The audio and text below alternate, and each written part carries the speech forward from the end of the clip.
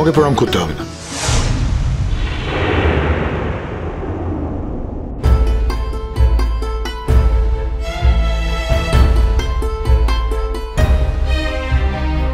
কেন কেন তোমাকে প্রণাম করবে না কেন? ও তো আমাদের সবাইকে প্রণাম করছে, সবাই গুরুজন, তুমিও তোর গুরুজন, নিশ্চয়ই প্রণাম করবে। যাও প্রণাম করো। বৌদি, ওই প্রণামের উপরে কিছু নির্ভর করে না। প্রণাম করতে চাইছে যখন তখন নাও না।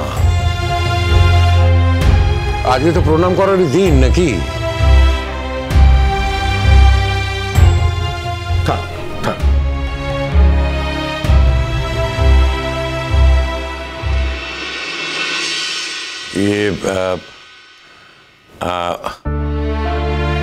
যদিও জানি যে আপনাদের এখন শোকের সময়,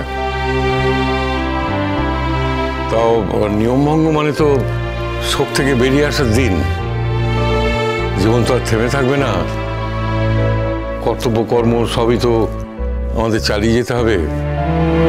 তাই আমরা ঠিক করেছি যে আজ আমরা বিয়ের দিনটা একেবারে ঠিক করে যাব।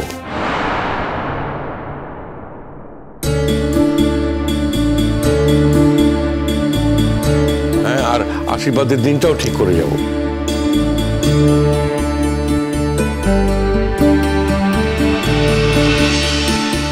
এইটি তো ভালো কথা, সব থেকে ভালো কথা এইটি। শুভ কাজে কখনো দেরি করতে নেই ঠাকুরপো। মেয়ের বিয়ে তো ঠিক হয়ে গেল, তোর যা শুরু করে দাও। শুভ কাজে কখনো দেরি করতে নেই।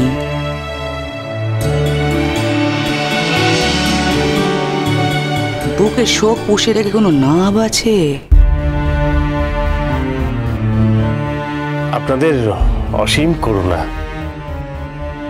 আপনারা আমাদের মেয়েকে আপনাদের সংসারে যদি ঠাঁই দেন, আপনাদের পায়ে যদি ঠাঁই দেন, সেটা আমার সত্যি খুবই কৃতজ্ঞ থাকবো আপনাদের কাছে। এটা আমাদের পরম সৌভাগ্য।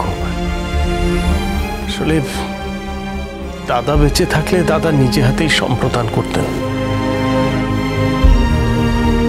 দাদা মানুষটা সত্যি খুব ভালো ছিলেন।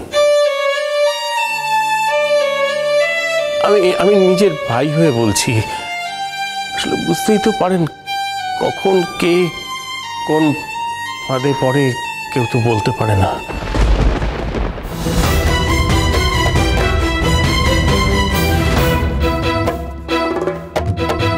তোমরা তখন থেকে সবাই মিলে আমাদেরকে অনেক মন্দ কথা বলেছো।